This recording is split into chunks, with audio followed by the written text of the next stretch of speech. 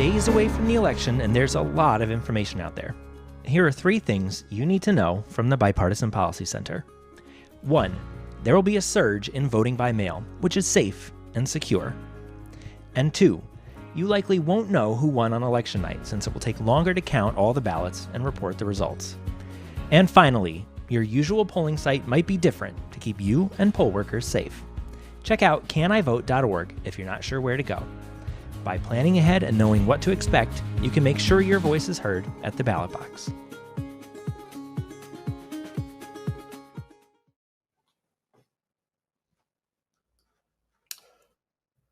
Thank you all for joining us virtually this morning here at BPC.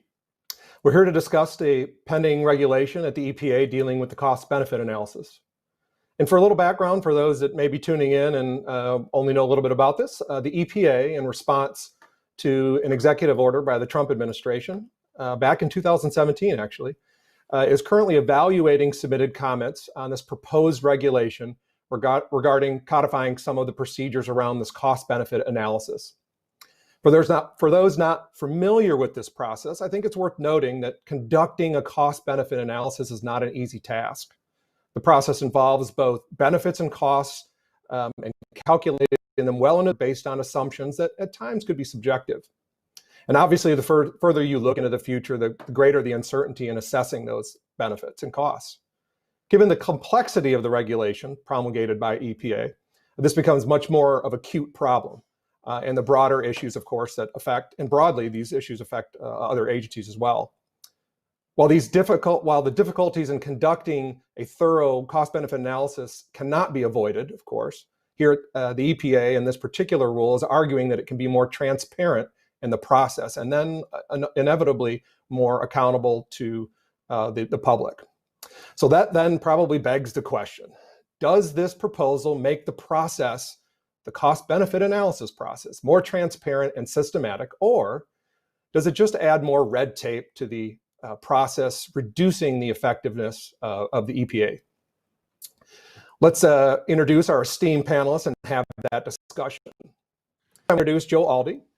He's a professor of public policy at the Harvard Kennedy School and former special assistant to the president for energy and environment under President Barack Obama. Also want to introduce Professor and former Dean John Graham at Indiana University School of Public and Environmental Affairs.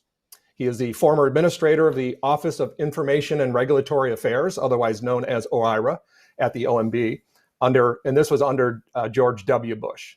And recently appointed chairman of the EPA Science Advisory Board. John, congratulations. I wanted to welcome you both. But before I begin and get into the questions here, I did want to remind those watching online to submit questions for the panel using the live chat function on YouTube, Facebook, or Twitter using BPC, #BPC Live. So if you're ready, let's might as well just jump right in. So this and very broadly, is this rule necessary? Some have argued that the EPA is not transparent about its decisions, and others say this rule's too prescriptive and will ultimately tie the hands of the EPA. What are your thoughts on the necessity of this rule? Well, Tim, thanks for hosting this event. It's a pleasure to be here and to be with John to discuss these issues. I think it's a little bit curious that this is actually taking part through a rulemaking process. What EPA is proposed to do is effectively 3 things. One is to require the agency to conduct benefit cost analysis or regulatory impact analysis of significant regulations under the Clean Air Act.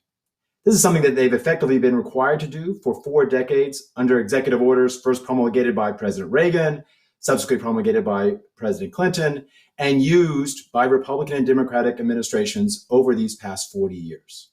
So this isn't really codifying anything new. It has been and continues to be standard practice at the agency. Second, the regulation calls for using the best practices in economics and engineering and science in the conduct of benefit cost analysis. But this is something that's been subject to guidance, both internal guidance at EPA, guidance provided by the Office of Management and Budget to regulatory agencies on the conduct of benefit cost analysis for decades.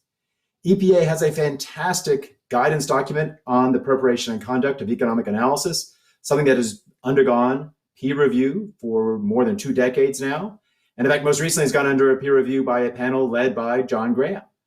So it's kind of curious that 2 of the 3 provisions here are something that has been standard practice at the agency, where it's not obvious why you need a regulation.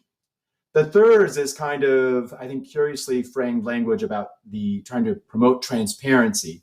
And I think there's the one thing that's sort of new, where they want to discuss how to present the benefits of significant regulations under the Clean Air Act. There's a notable asymmetry here. Not saying we need to increase the transparency of the cost presentation, but focusing on the benefits. And what they're really trying to do, I think, is trying to distinguish and in some sense downplay the so-called co-benefits, or the benefits of ancillary pollution reductions or ancillary benefits to a regulation, distinguishing that and downplaying it from the benefits that are associated with what is the primary focus or target of the regulation. But this is something that we don't typically see across other regulatory agencies, where they use the rulemaking process to do something which is technically a sort of technical, expert-based exercise that really should be drawing from the best practices that we know from both the academic literature, but also sort of what's best policy practice that's developed by the experts within the agencies. So I find it kind of, like I said, curious that they're elevating this to a rulemaking as opposed to doing this through conventional guidance to their analysts. Sure. John, what say you? Obviously, guidance is a step under a regulation. It can be changed pretty easily and pretty quickly. Is there a need to codify some of these things through the rulemaking process when it comes to how EPA does this cost-benefit analysis? I agree with Joe that the mechanism that's being used is a little curious. For decades, I have advocated a binding cost-benefit analysis approach to regulatory decision-making. But initially, I thought of it in terms of a legislative mandate that would come from the Congress. And there have been efforts, bipartisan efforts in that area for several decades. Then I've also thought about maybe OMB should do this. OMB could issue a regulation that interprets the Administrative Procedure Act arbitrary and capricious test and simply say that what arbitrary and capricious means is you're going to conduct a cost-benefit analysis and make a determination as to whether the benefits justify the costs. So here we have an individual agency doing it. And I think the Trump administration's intent was that all the regulatory agencies would do this in their own ways. And now we have a very specific one just on the Clean Air Act.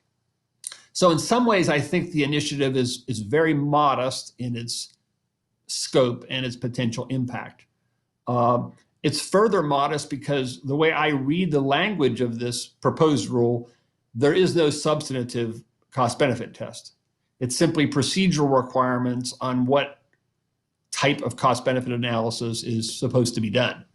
And I've always felt that in some ways that getting the idea of the substantive cost-benefit test out there is more important than trying to prescribe in details exactly how that analysis would be done. On the other hand, I think that I think the intent behind the proposal in terms of strengthening the hand of people who believe in cost-benefit analysis, strengthening their hand inside EPA and strengthening their hand at OMB and bringing more cost-benefit analysis into the discussion, I think that's constructive. But a lot of details in this proposed rule have to get worked out in order for really to advance the ball. Gotcha. Thank you, John. And I suppose it's probably a good segue from that question to my next, which has to do with judicial review. Judicial review, for those that aren't familiar in the regulatory process, is the ability to make a legal challenge, of course, to the government action.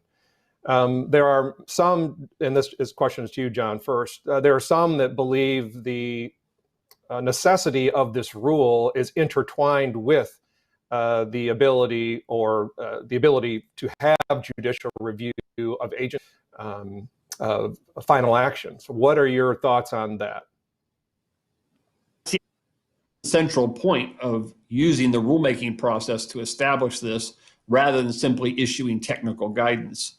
I mean, I remember when I served under President George W. Bush, we had guidance from OMB, EPA had guidance, but it didn't necessarily produce a well-done cost-benefit analysis. I mean, the people who are running the offices in an agency like EPA, They have political pressures, stakeholder pressures, and all those things are impacting how much attention they're giving to different aspects of a rulemaking. Now, oftentimes, cost-benefit analysis is the sort of thing you put on the tail end to check a box and say you did what OMB forced you to do. So it seems to me that if you can bring cost-benefit analysis more squarely into the agency's consideration of the legal defensibility of the rule, then cost-benefit analysis is going to get a lot more serious attention all the way up the line in the agency, career staff as well as political. So, John, about this, though, I'm curious. Sorry, Tim.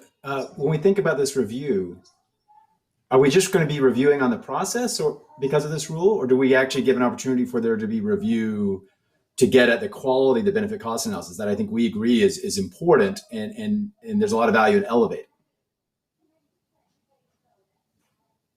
I think that's a good question. I think the rule wants to push the idea of transparency, and it seems to me transparency about why does the agency believe that the benefits justify the costs for this particular deregulatory action or regulatory action.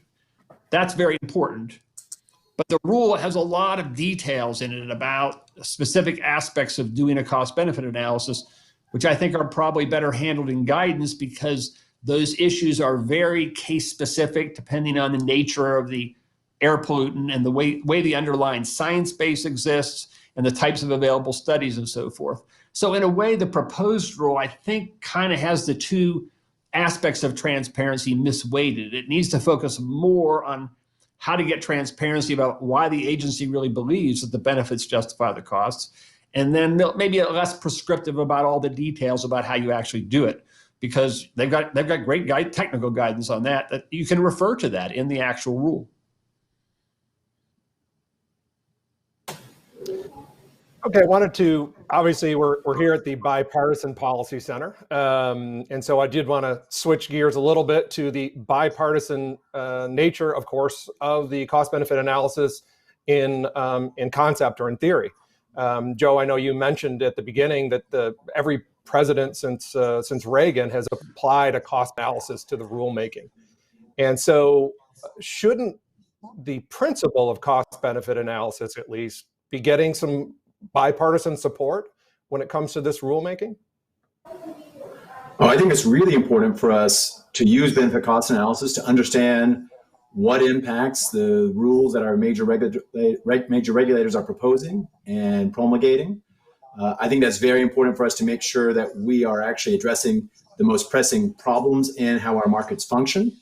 I mean, to me, that's the primary objective of why we do regulations, is to identify where our markets are failing and then designing government intervention to fix those failures. And in the context of the Clean Air Act, the focus of this proposal, obviously there's this concern that we have excessive levels of air pollution that cause premature mortality risks, that increase morbidity risk. And I think it's important for us to make sure that we understand that when we're designing those regulations, we're actually making society better off. I think there's a lot of value in that. I think there's a lot of value in the transparency of the analysis to ensure that we understand that our regulators aren't suffering from any kind of regulatory capture. I think there's value in understanding who's benefiting, who's bearing the cost when we see a regulator come through. And there is this kind of a transparency that is imposed on the regulator when they have to do this analysis and present it to the public for comment, in addition to the actual design of the rulemaking. So I think there's a lot of value. It is something that has been endorsed across a number of administrations. So I think that's really important. I think the question here is just, is this the best vehicle for us to highlight the importance and to strengthen the role of benefit cost analysis in informing our decision-making? So essentially, it sounds like what you're saying is transparency is, in fact, worthy of bipartisan support. You and it sounds like are saying, though, that it is better handled through a guidance as opposed to an actual rule in this particular case. Make the argument, I'm certain that those some are, that isn't it better to have a rule on codifying these and some of the other guidance that EPA has been using for years, so that there is more certainty in the process by which these rules are made, and that ultimately, when and we will get to retrospective review in a minute, but ultimately when we're looking back at some of the rules, these really large, very impactful rules that EPA puts out, that we have an opportunity to look and say, okay, you made these projections on both these costs and benefits. Did you reach the mark? And it would seem that if there is a more systematic process to creating the rule on the front end, that reviewing it on the back end, it becomes an easier process, or it becomes more transparent. Well, I see John had something. When you have a lot of this specificity on procedure, and you're going to have judicial review on that specificity, you better darn sure know what you're doing. And if you look carefully, and I think Joe alluded to this as the opening remarks, they have this creature of a secondary benefit or a co-benefit, as if it's a somewhat different thing than a primary benefit or a statutory benefit. And in economics and in cost benefit analysis, they're just benefits. And they're big ones and they're little ones. You need to do the best you can to quantify them. And I don't think you want to put in a regulation that there's somehow some distinction between these different types of benefits. That I don't think you would find much support for in the analytic community that's been developing cost benefit analysis for several decades. Go ahead, Joe.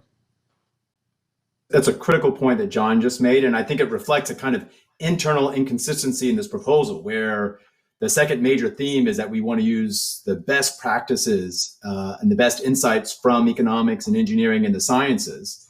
And it is something that's been non-controversial for decades in economics, that when we're evaluating a regulation, we want to look at the world without the regulation. We want to look at the world with the regulation. We want to assess all the benefits in that difference. We want to assess all the costs between those two differences. We don't care what kind of label, which in many contexts tends to be arbitrary, about whether a benefit is a targeted benefit or if it's a secondary, ancillary, or a co-benefit. In terms of, are we making people better off? They're all the same. And I'll note that some of this, I think, is an effort by, and we've seen this in other contexts in this EPA, where they're really trying to go after the large, fine particulate matter benefits associated with reducing air pollution. And in some cases, we've gone back and looked as a part of a recent project at some of the RIAs EPA's conducted and some of the rules. There are some cases where there is a rule that's focusing on hazardous air pollutants, on toxic metals that are emitted. The challenge is that how you measure and monitor these and demonstrate compliance. In the end, what EPA has done, they've said, as a surrogate for these hazardous air pollutants, the regulated entities can measure their emissions of fine particulates, and if they can demonstrate reductions in those fine particulates, that's going to be consistent with complying with the hazardous air pollutant standard. So here's an example where clearly fine PM is not the target of the rule. The target of the rule, the motivation, is that hazardous air pollutants cause adverse health outcomes. But you're actually telling the regulated entity, we want you to reduce fine PM because that is the easiest thing for you to measure. That demonstrates that you're making progress in addressing those hazardous air pollutants. And so it's not obvious to me in being transparent by saying, well, the thing that you're telling these regulated firms to reduce, we're going to call that a co-benefit or a secondary benefit. It's clearly a key element, in fact, a driving element of the regulation. But it gets to what is, I think, at the end of the day, something that's not economic. It's not science. It's a kind of political lens on how we're going to label something as targeted or secondary that really, at the end of the day, isn't really reflecting how we should think about whether the regulation is making our society better off. But in that sense, you're talking about, well, as you mentioned, co-benefits. Should they, when it comes to looking back over a regulation to see if its benefits in fact outweigh the cost, to the extent that some regulations promulgated at the EPA do, and sometimes the benefits when aggregated are enormous. They add a lot. Doesn't it make sense to know what the benefits are, what the target benefits are, what the ancillary benefits are when you're reviewing whether the regulation, the cost benefit analysis at its simplest form was proper or worked? John, what are your thoughts?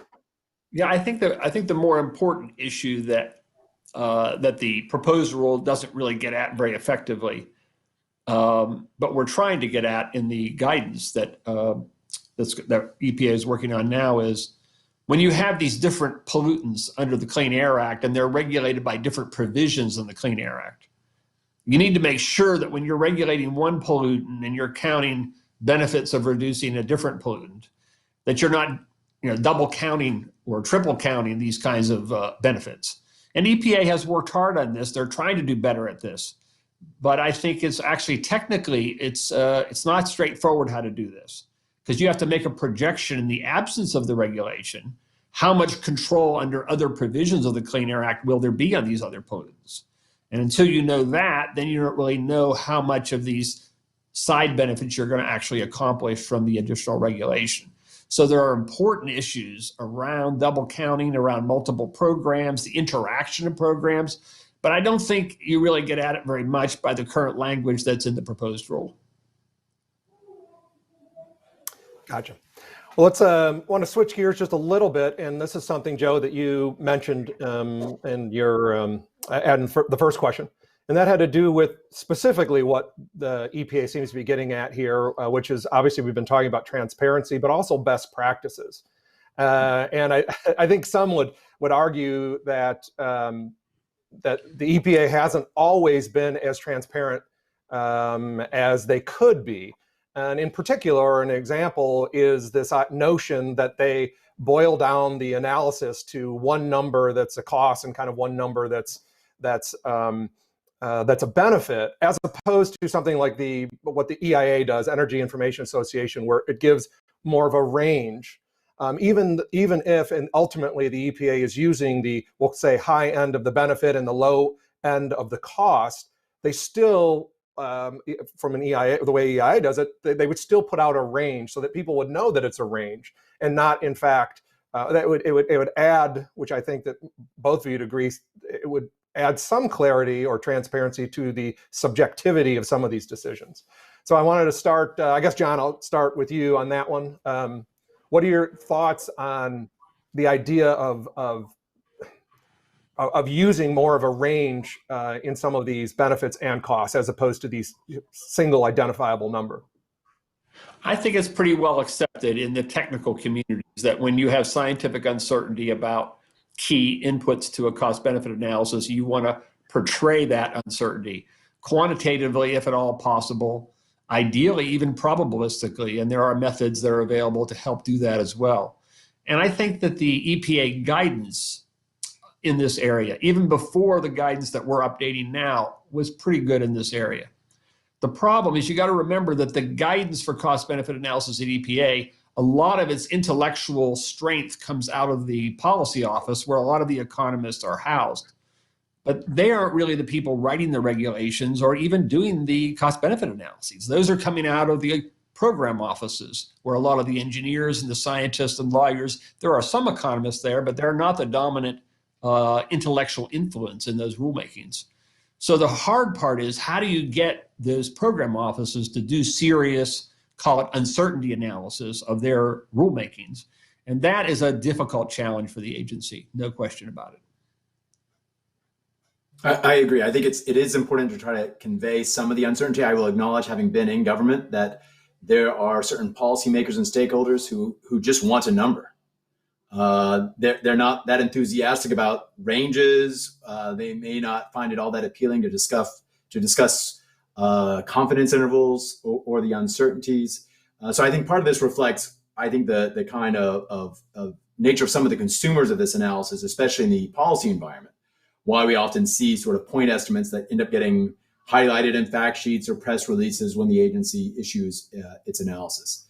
The other thing I would say is, well, I am an avid consumer of the work of EIA. They do a great job.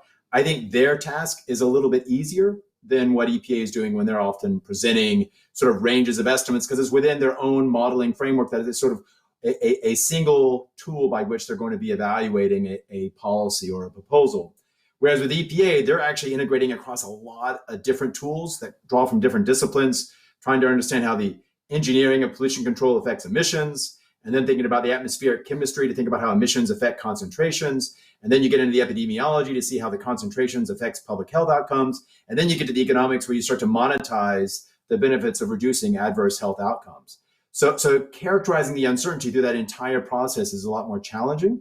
But I think it is something where I would certainly encourage the agency to do more. I know many in the past have done this as well, to think about how to be more systematic and how you represent uncertainty in the benefit cost analysis. Well, that's a good point. And it may get back to probably some of the broader question of, we've talked about bipartisanship in a number of the previous Republican and Democratic administrations. However, there are differences, right? I mean, there is policy at the top, we'll call it, whoever is in the White House does dictate the policy.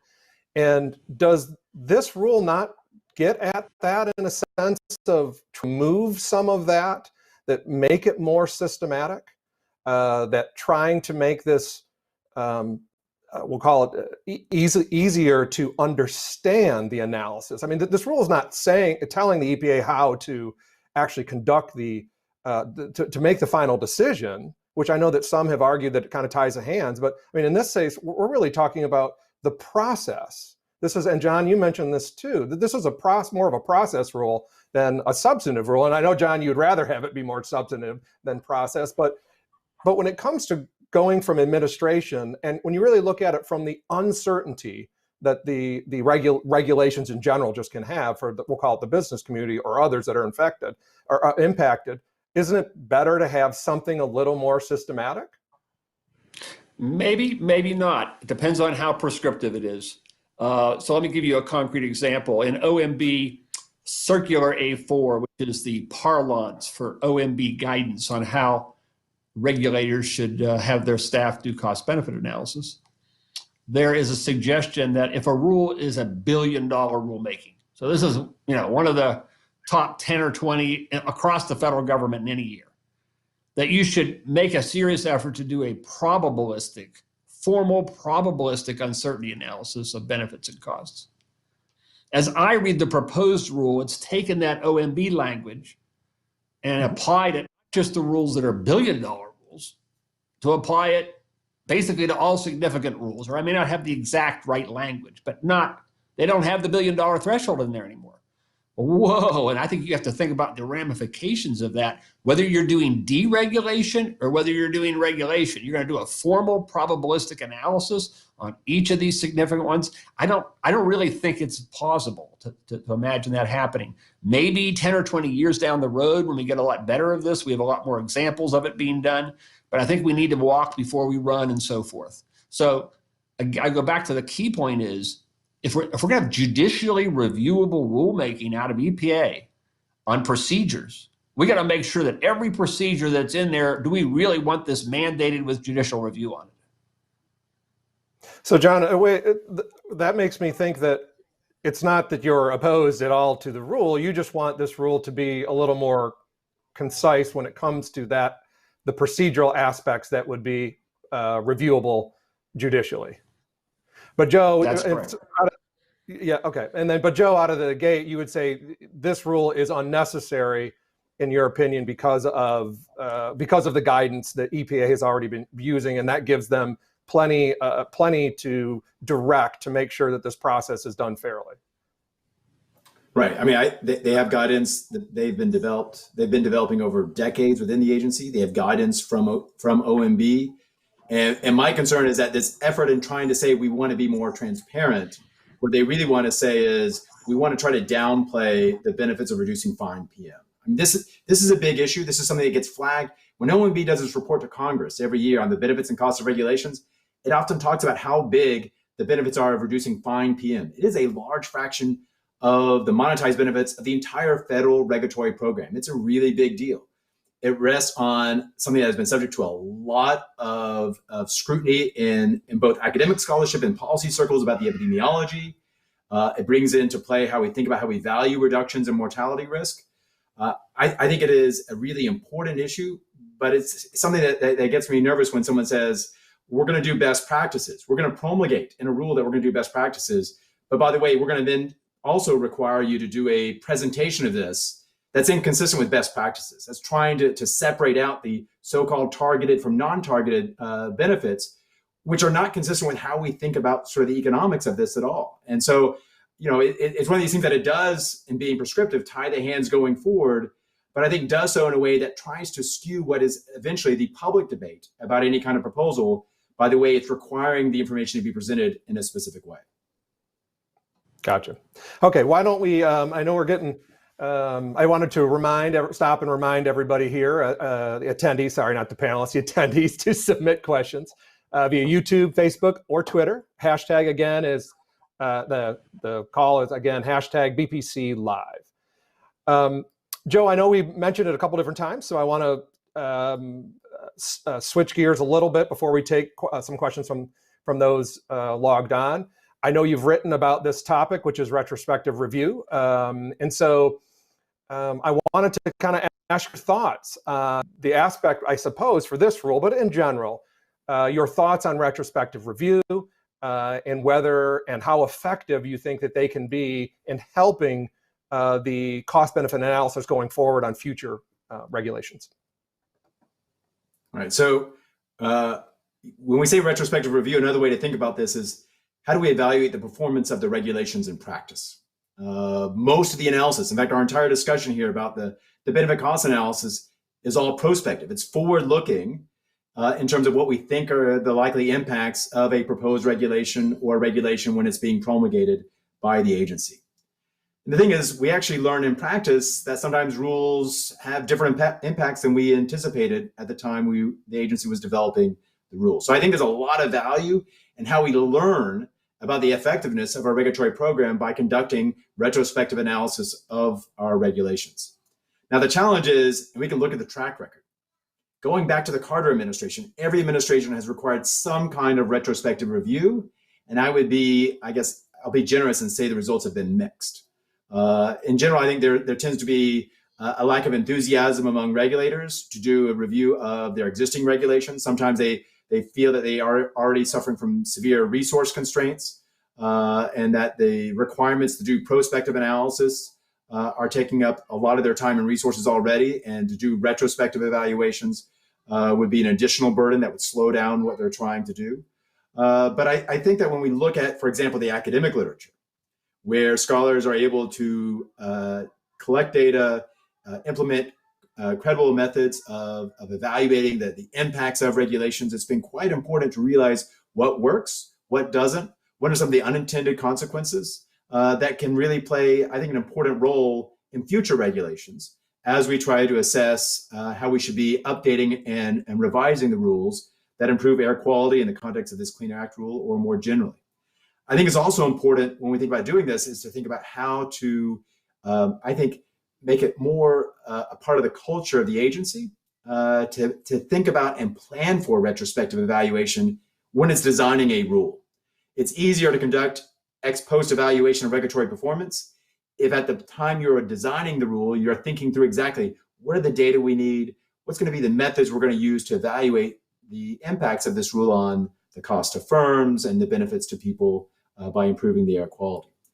So I think there's a lot that we could do here. I think making that more transparent on how the agency would conduct ex post benefit cost analysis would actually be really important, especially because a lot of the Clean Air Act regulations typically have periodic review and updating. Our national ambient air quality standards are supposed to be reviewed every 5 years, and I think this kind of performance evaluation could actually help ensure that we are getting smarter and better in how we design our rules going forward. Thank you, John. Retrospective review. I feel like you and I have talked about this in the past on some issues, and I'm sure you probably support a lot of what Joe just said when it comes to the benefit of it. But when it comes to this rule, what are your thoughts? I think for this rule, the key thing is to make sure that the rule is designed in such a way that it facilitates a retrospective evaluation. And there are, by the way, some comments on the proposed rule from the Science Advisory Board at EPA. And one of the key points we make in those comments is the need to strengthen this area. And we're also exploring that in more detail at a technical level in the guidance document that EPA is producing on economic analysis. One final point on the retrospective review, I think oftentimes it's hard for an agency to look back at a rule they've done and objectively assess what has been accomplished, what were the actual costs, and so forth. There are some good examples of this work. I actually think the National Highway Traffic Safety Administration has done some extremely good work in this area. And so is EPA under the Clean Air, on the Clean Air Act rules. But there's part of me that thinks maybe we should be having a group like the Congressional Budget Office, have a regulatory division that does some of this work and have some independence in this assessment of these rules, rather than expect that the agencies themselves are always going to be able to do this. Okay, yeah, that certainly makes sense. And I guess anybody watching probably can realize why an agency wouldn't want the added burden to review what they've done, because it's well known, takes a lot to get a rule out to begin with. And Joe, I know you made a point, and I think there's quite a few people that support it, which is to put the language of a retrospective review in the beginning or added to the initial legislation, to say out of the gate, this is something that you agency should do. And if we did that, not only EPA, but all agencies, maybe the rulemaking process, we'd have a better understanding or be better at assessing the long-term benefits and costs.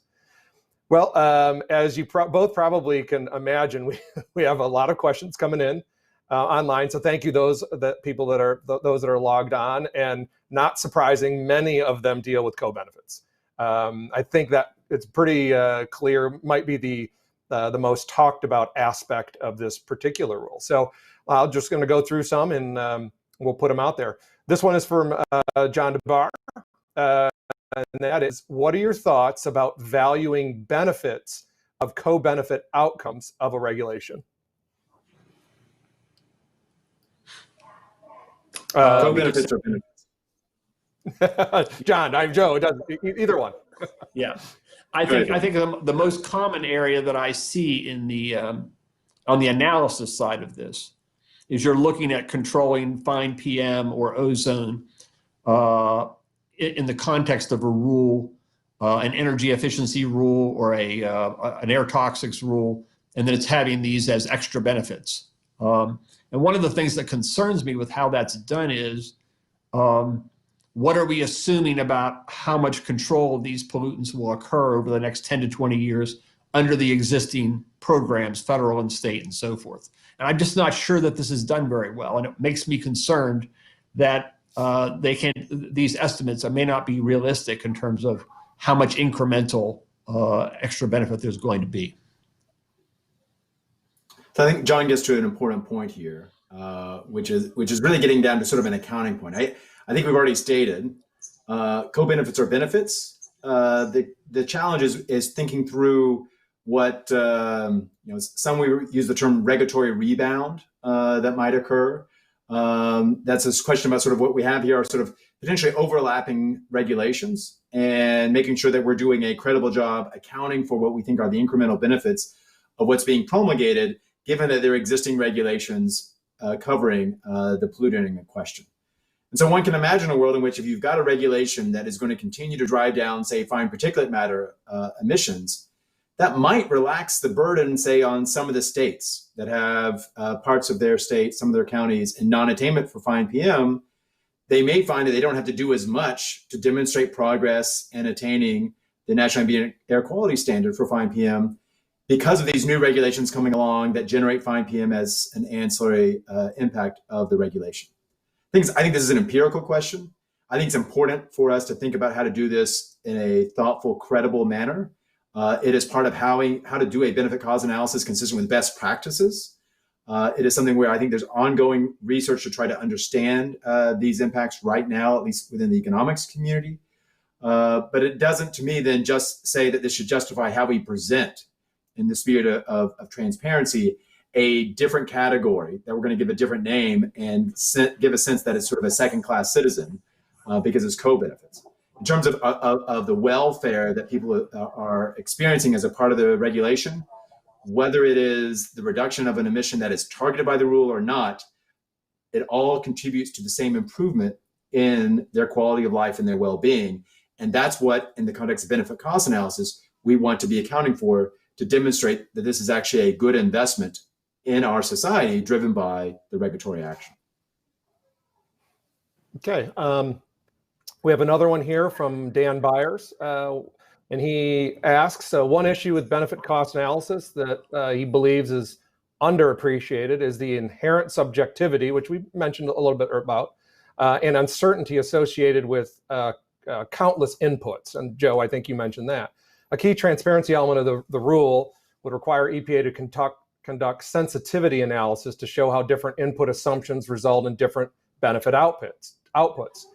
Do you support this? And the question is to both of you. Yes, and I noticed that even the pre-existing EPA economic analysis guidance requires sort of a minimum level of sensitivity analysis. I think the real issues that are more controversial in the technical community are how far and how fast should you go down the road to quantitative formal uncertainty analysis, which is beyond sensitivity analysis. And Joe? What we think are some of the sort of key drivers of the results in a benefit cost analysis. I also want to stress, the attention here in this rule and often in this discussion is how we characterize the uncertainty around the benefits. But I think it's worth thinking about it in the context of the cost side of the ledger as well. It's quite common that what EPA will do will have a sort of an engineering cost model of kind of a representative regulated entity. So if it's a power plant rule, they may have a model of power plants. They may have a modeled refinery if it's a regulation on refineries. But I think that we don't really get a good sense of the uncertainties associated with the regulation on the cost side. And sometimes there's assumptions that are being made, I think, by the nature of sort of simplifying the analysis that are important to account for. So one thing that we've seen a lot in the ex post evaluations in the economics literature on Clean Air Act regulations is really understanding the role of market power that can influence how firms respond to a regulation. Are you operating in a market where there's only a few major firms, and as a result, there's this interaction between the firm's market power and the environmental regulation?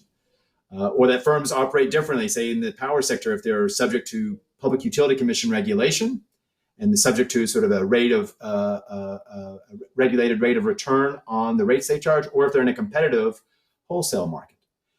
These aren't usually accounted for in the EPA analyses. Ex post evaluations show they can be actually quite important. So I think it's worth thinking through a lot of the sort of the sensitivity and as John said, even going to the next step, trying to think about the uncertainty. But it's important to think about that, I think, on both the benefits and the cost sides of the ledger that ensure that we have a better understanding of what we think could be the impacts of a Clean Air Act regulation. Gotcha. Got another one here from the Keystone State, Pennsylvania. So apparently we are getting some viewership outside of the Beltway, which for this technical rule is, I guess, a good thing. And this one comes from Doug Linko. His comment and then question is, workers and businesses in Pennsylvania in agriculture, transportation, energy, et cetera, are heavily regulated by the EPA. And this question is, how would the EPA's new cost benefit analysis rule affect how businesses and workers in Pennsylvania go about doing their job? What are some real life ways in which this rule would address the people in his state? Joe, why don't we start with you? So, I think one way in which it could matter is that if we're really going to be ensuring the quality and the rigor of our analysis, we're really going to ensure that we're using best practices. I think that's important as a way to sort of communicate the credibility and the legitimacy of the analysis, so we understand what rules are really justified when we think about whether they're making our society better off. I think there's a second question, which is what does it mean when we take a process rule and then apply it to the substance of the Clean Air Act going forward? There's some of what we've already discussed. There's a risk here that what this does is it may slow down some of the analysis. We're really going to do, as John alluded to earlier, formal uncertainty analysis of all rules, not just the really, really big rules. That's another requirement that just sort of slows the process down. And so that what that may mean is we end up with just sort of slower regulation, a slower pace of regulations going forward. So that may be one way in which it sort of matters on the ground. But a lot of this, I think, gets to, at the end of the day, sort of what do we think is going to be the course of EPA actions under the Clean Air Act if they were to finalize this rule. And on this, I'd be curious to hear sort of John's take on sort of what impact this might have on that regulatory agenda. Yes, I think for the farmers and small business people in Pennsylvania, it's important that they recognize that for an agency like EPA, they have their focus on a lot of other issues, legitimate issues, other than the impact of the rule on small businesses and farmers. And as a consequence, it's important to strengthen the hand of people inside EPA. And they are predominantly economists, but they also include engineers, et cetera, who want to spend time working on these issues and better understanding how the rule will impact farmers and small business. So if this rule is done effectively, it will strengthen the hand of those people to take more seriously what those impacts are and to figure out ways to design a regulation that might get the same level of benefit but not be as burdensome. So I think that there is some hope there, but a lot of work needs to be done to make this rule constructive. Okay, we have another question here from Hayden Hashimoto. Hopefully I pronounced that right. And again, dealing with our co-benefits. And his question is, what is wrong with a single presentation of cost-benefit analysis results, or the costs and the benefits, characterizing and disaggregating them, which I think is the term used in the rule. And why isn't that sufficiently transparent? And Joe, I think this goes back to something you initially said, which is that there is no reason to distinguish a benefit as a benefit as a benefit. So I think it sounds like Hayden's question is, okay, that might be true, a benefit is a benefit, but shouldn't we, when we look back at either retrospective review or just in general, when someone is evaluating a rule, is it good to have, or isn't it a good thing for transparency purposes to have all of the benefits listed out? Joe. In a recent project with a few colleagues, we evaluated every economically significant Clean Air Act regulation since 1997. And for the vast majority of those, and especially over the last, I would say, 15 or so years, even in the executive summary, you see sort of the headline benefits and costs, but you also see where they'll at least itemize a couple of the sort of the big categories. So part of this is a sort of question about sort of, what's different here, given that sort of the practice has been to say, here's the overall benefits, but also noting what fraction that comes from fine PM is in a lot of these rules, a lot of the regulatory impact analyses of these rules. And I think part of it is just there is an appetite, I think, to feed into a political process in which someone can point to a table and say, look at this rule, the costs considerably outweigh the benefits of what we identify as the kind of targeted pollutant. Right? So we've seen this recently when EPA decided to strike the determination under the Clean Air Act that it's appropriate and necessary to regulate mercury from power plants. This is a regulation initially promulgated 8 years ago, where fine PM was the vast majority of the monetized benefits. The monetized benefits, when you include fine PM, exceed the cost by almost a factor of 10 in some, depending on what part of the range one looks at of the monetized benefits. But the costs significantly outweigh the direct mercury benefits. So I think it was a way to try to say, oh, look, it doesn't make sense to do this regulation because the costs really outweigh these targeted benefits. And some people justify this by saying, we can go get the fine PM benefits through other regulations. And maybe we can do that even more cost effectively than through this vehicle. But when I think about this, when I heard that argument in the context of mercury, it was kind of fascinating to look at the timing that in April, EPA said, we're not going to make the fine particulate matter national ambient air quality standards any more stringent. And then a few weeks later with the mercury rule, eliminate the appropriate and necessary determination by saying we shouldn't really be counting or including fine particulate matter benefits when deciding whether or not to do this regulation. John, do you have thoughts? I have some more. Believe it or not, we have a ton of questions coming in. So appreciate it. Why don't we go right to the questions? So I agree. I basically agree with Joe's take on that. Why don't we keep going? Sure. Here's one from Jamie Conrad. It says, agencies typically generate benefit cost analysis as an after-the-fact justification for their chosen option. As we talked about before, when rules are promulgated, there are various options that the agencies choose from to go forward.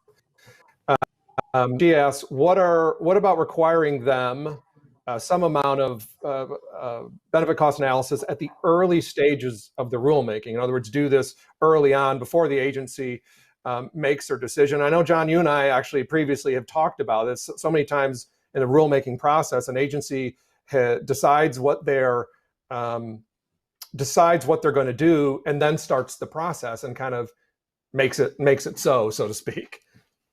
What are your thoughts, John? Yeah, I think especially for billion-dollar rulemakings and up, it makes a lot of sense, like an advance notice of proposed rulemaking first, where the agency, before they lock into any policy alternatives, they just put on the table the basic data that they're going to be using, and allow the public and the stakeholders to comment on the validity of the data, to add additional data, and so forth. I think that's a practice, even if it's not through an advance notice, that's a practice that's pretty common in agencies. And I don't think it would hurt to require it for rulemakings of a certain magnitude or importance. But one of the key things here is to remember that these rules that we're talking about, whether they're deregulation or regulation, they're enormously different in their size, scale, and importance. And therefore, any procedural requirements you put on them, you've got to be careful that you've tailored that procedural requirement to the level and scale and importance of the rule. I'd add two quick things on this. One, I think this is an area where retrospective evaluation could actually be quite helpful. That when we think about those regulatory contexts where EPA is periodically reviewing and updating regulations, if we had a rigorous, systematic way of looking back at that performance, that's getting the analysis and data looking back to the last regulation that informs how you're going to be moving forward on the new regulation. The second thing I would say, and I'm confident John would agree with me on this, because of the nature of the conversations that occur within the administration before a proposal comes out, we see, during my time at both the Council of Economic Advisors and at the National Economic Council, we see some of the initial analysis before the agency actually proposes a regulation. And so there is some back and forth. There are some efforts where, whether it's in the offices I was in or certainly led by the staff who worked for John at OIRA, are asking questions about the nature of the analysis that EPA has already undertaken to get them to the point to where they're bringing forward for interagency review their proposal. And sometimes that process creates opportunities, whether it's the economic agencies or other agencies in the federal government who have equities on a given rulemaking, to provide comments on both the design of the rule, but also on the conduct of the benefit cost analysis that I think at the end of the day can improve both the rigor and the credibility of the analysis and what eventually is proposed in the rulemaking. Well, it's a good point you actually both made.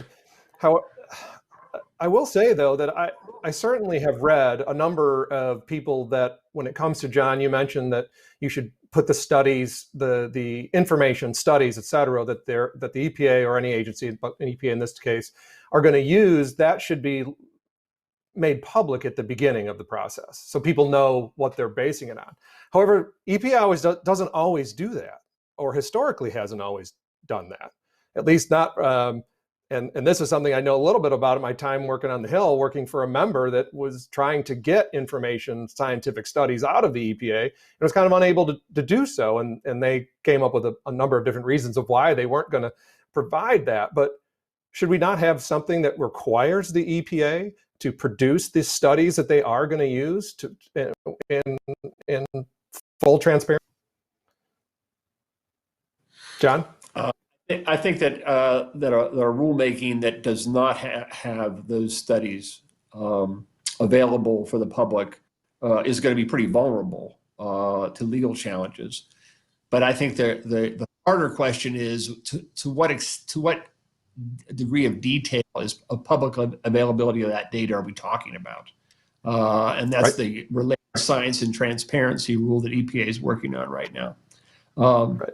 So in any event, yes, I agree with you. I think that there are problems, and it's not just EPA. This is true of regulatory agencies across the board.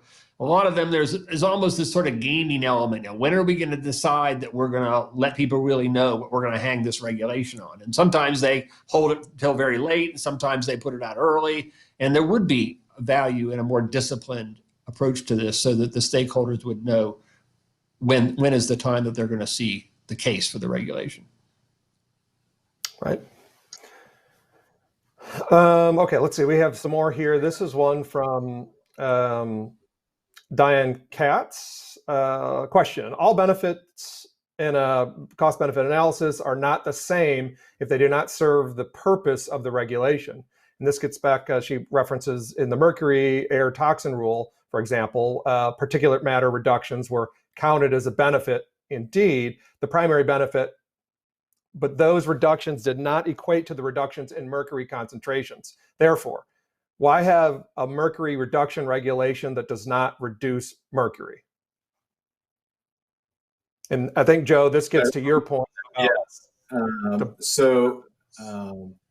I'll note that I co-chaired an effort of the External Environmental Economics Advisory Committee that reviewed the nature of the analysis that EPA put out when they first proposed at the very end of 2018 to eliminate the appropriate and necessary determination on the mercury rule that they then finalized in May. There's a few things that I think are important to note here. One, they are estimating reductions in mercury as well as for other air toxics. So there are these reductions.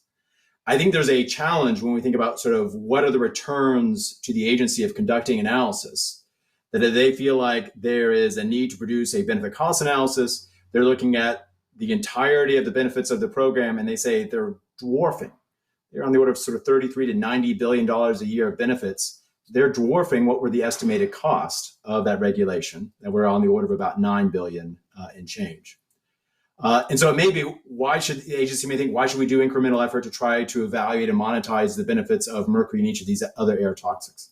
When we went back and looked at this, and the thing that's kind of curious about the analysis that was presented both at the end of 2018 and with the final rule in 2020, they're just taking what was done by a staff in 2011 and doing copy and paste, but striking the fine PM benefits.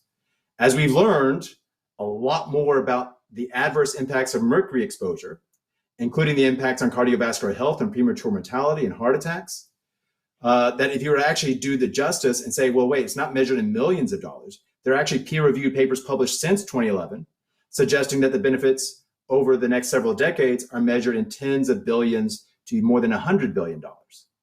So there's this thing where like I feel like they're kind of playing this game that they want to say we need to do an appropriate and necessary determination, and we're going to look at nothing published after the year 2011 and something they're promulgating in the year 2020. So I think if they really did a credible job and look at the peer-reviewed literature since then, you would reach a very different conclusion about how large the benefits are of the mercury rule for mercury. But I just want to stress that, like, to the typical person, when they think about what are the benefits of a rule, they're not distinguishing between different kinds of air pollutants. You know, the sort of the thought process from an economist is that if I want to understand what's the benefits of a rule, you know, what would a person do if they could go to the corner drugstore and buy some improved air quality that reduces their mortality risk? We don't sell that kind of thing at the corner drugstore on Amazon. But if we could, I don't think someone would actually say, no, I just want a mercury reduction. I don't care about this other thing that's actually going to increase the likelihood I live longer, because coupled with that, because of the nature of the engineering, that when you reduce mercury and air toxics, you can't not get fine PM reductions. It's just, it's part of the nature of the engineering and the science. And so I feel like it's this kind of very arbitrary parsing of categories here, where we want to say something is not really the target when it's something that's unavoidable in a good way as a result of the rule. However, I suppose if you ask that same person going down to the grocery store, hey, by the way, there's these 4 rules out here. They all reduce this. They all have this benefit, each of them the same. Not one of them reduces this more than the other. Oh, but by the way, the costs on that very well could affect your employment. They might have a different feeling for what co-benefits are and what they are not. I mean, when you think, right, I mean, that's just the way that I think that an average person was. But the problem is, to your point, Joel, most people aren't thinking through the analysis that goes into a cost-benefit analysis. They're just thinking, do I have a job, and is the air better, and I'm going to support, you know, better air. Let me. I know we're getting close here. Oh, John, do you have a question? Yeah, I just wanted to comment that the agency has a choice there whether to develop the mercury-related health benefits for cardiovascular disease, or whether to use the kind of quick and easy approach, which is to quantify the PM benefits. And in some ways, I think if you're talking to somebody who is impacted by that regulation, it might be better to do the mercury kind of adult health cardiovascular effects and emphasize those, not to the exclusion of the other one. But if you really can justify the regulation directly on the mercury benefits, maybe it's worthwhile developing those benefits and putting them out there. And I guess I had the same reaction to Joe, which is I think that agency probably could have done that, and they just chose not to. I'm not talking about just in this administration, I'm talking about the previous administration as well. So there are choices that need to be made, and it shows how complex the cost-benefit process is. Wonderful. Well, we are now have been an hour, and I promised you both that I wouldn't drag this more on. We have so many more questions that have come in to answer, and I apologize we can't get them, but I wanted to first thank both John Graham and Joe Aldi for participating in this discussion. I'm hopeful that the input and questions and answers that we discuss here today will help the broader discussion. Through multiple administrations, both Democrat and Republican, there have been consensus about a thorough cost-benefit analysis. So whether through this rule or others, I certainly think that is worthy of discussion to make better rules because we all know the rules will continue. I wanted to thank everybody for watching and submitting your questions. And I wanted to also please remind everybody to please check back BPC. We have events ongoing from a variety of different topics here in the nation's capital. Thank you.